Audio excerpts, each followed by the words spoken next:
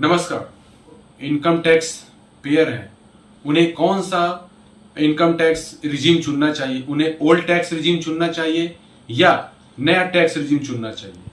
आज हम इसी के बारे में डिस्कस करेंगे, क्योंकि बजट 2024 पेश हो चुका है और इसमें कुछ नेक्स्ट न्यू टैक्स रिजीम में बदलाव किए गए हैं। तो जो अगर आप निवेश करते हैं तो आपको ओल्ड टैक्स रिजीम चुनना चाहिए। उसमें आप 10 लाख रुपए के इनकम तक आप मात्र 0 टैक्स देंगे।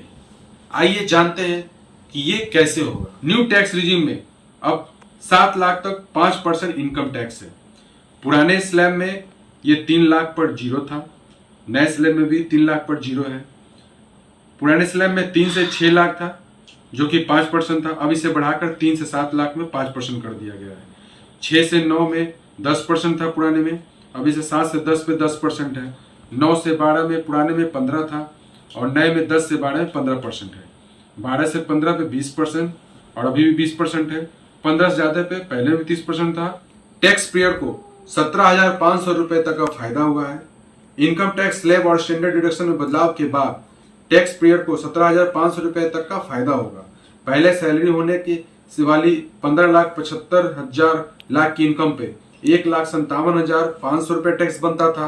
अब इन बदलाव के बाद 1,40,000 रुपए टैक्स बनेगा। जैसा कि आप ये स्क्रीन पे देख रहे हैं कि 3 लाख से 7 लाख तक 20,000 और 7 लाख से 10 लाख तक 50,000 टैक्स और 10 लाख से 12 लाख तक आपको 80,000 टैक्स देना पड़ेगा। वहीं 12 लाख से 15 लाख तक 1,40,000 और 15 लाख से ज्यादा पे 1,40,000 से ज्यादा। 7 लाख की कमाई पर 20,000 टैक्स बनता है। न्यू टैक्स रिजीम में सरकार इनकम टैक्स एक्ट के सेक्शन 87A के तहत ये 20,000 रुपए माफ कर देती है। वहीं सैलरी पर्सन को 75,000 का स्टैंडर्ड डिडक्शन का फायदा भी मिलता है, यानी उनकी 7,75,000 की आय पर टैक्स फ्री हो जाएगा।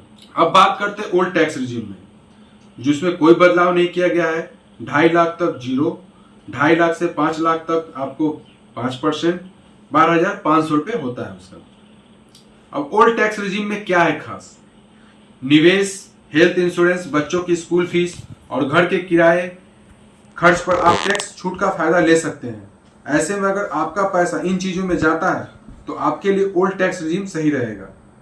पुराने टैक्स ऑप्शन में 87A रिडक्शन मिलाकर सालाना 5 लाख रुपए तक की कमाई पर आप इनकम टैक्स नहीं देना होता है। अगर आपकी सालाना इनकम 5 लाख से 10 लाख के बीच है तो आपको 20% तक टैक्स लगेगा, यानी आपको 1,12,500 रुपए टैक्स चुकाना होगा। लेकिन इनकम टैक्स कानून में कई ऐसे प्रावधान यानी टैक्स छूट है जिनसे आप 10 लाख रुपए तक की इनकम टैक्स फ्री कर सकते हैं। कुल टैक्स अधिकतम 1,12,500 रुपए। अब टैक्स कैसे बचेगा?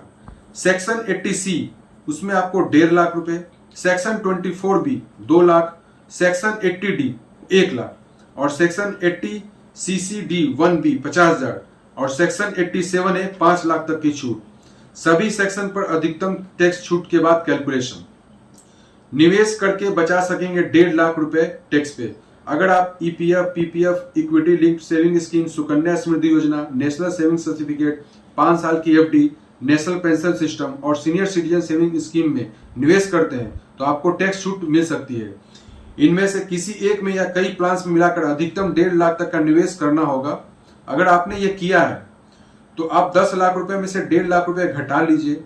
अब टैक्स के दायरे में आने वाली इनकम 8.5 लाख है। इनकम टैक्स के सेक्शन 80C के तहत 1.5 लाख तक की टैक्स बचत कर सकते हैं। होम लोन लिया है तो 2 लाख रुपए तक का टैक्स बचेगा। अगर आपका होम लोन ले रखा है तो आप उस पर चुकाए गए ब्याज पर टैक्स छूट ले सकते हैं। आपका इनकम टैक्स के सेक्शन 24B के तहत एक वित्त वर्ष में 2 लाख के ब्याज पर टैक्स में छूट ले सकते हैं। इसे भी अपनी टैक्सेबल इनकम से घटा दें, यानी अब टैक्स के दायरे में इनकी आने वाली इनकम 6.5 लाख रुपए रह जाएगी। मेडिकल पॉलिसी पर किया गया खर्च भी टैक्स फ्री है। सेक्शन 80D के तहत मेडिकल पॉलिसी लेकर आप 25,000 रुपए तक की टैक्स बचा सकते हैं। इस हेल्थ इंश्योरेंस में आपकी और आपकी पत्नी, बच्चों का होना चाहिए। इसके अलावा अगर आपके माता पिता सीनियर सिटीजन है तो फिर उनके नाम पर भी हेल्थ इंश्योरेंस खरीद कर 50,000 रुपए तक की अतिरिक्त छूट ले सकते हैं। यानी अब टैक्स के दायरे में आने वाली इनकम 5.5 लाख रुपए रह जाएगी। नेशनल पेंशन सिस्टम में निवेश से 50,000 की टैक्स अगर आप अलग से एनपीएस में सालाना 50,000 रुपये का निवेश करते हैं और सेक्शन 80CC(d) 1B के तहत आपको अतिरिक्त 50,000 रुपये की छूट मिल जाएगी, यानी अब टैक्स के दायरे में आने वाली इनकम 5 लाख रुपए रह जाएगी। अब 5 लाख रुपए मिलेगा 87A का फायदा। इनकम टैक्स सेक्शन 87A का फायदा उठाते हुए 10 लाख रुपए की कमाई से 5 लाख रुपए को घटा दें तो आपके टैक्सेबल इनकम 5 लाख रुपए रह जाएगी। अब ऐसे में आपको 5 लाख रुपए तक जीरो टैक्स देना होगा। तो आपने इस वीडियो में मैंने आपको बताया कि आपको कौन टैक्स रिजीम चुनना है।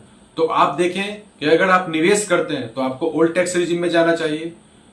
वैसे सरकार की मंशा है कि वो नेक्स्ट टैक्स रिजीम की ओर ले जाए। इसी के तहत इसमें आपने देखा होगा नेक्स्ट टैक्स रिजीम में कुछ बदलाव उन्होंने स्लैब में किया है। तो अगर ये वीडियो आपको पसंद आए तो वीडियो को लाइक करें, कमेंट करें, सब्सक्राइब करें। धन्यवाद।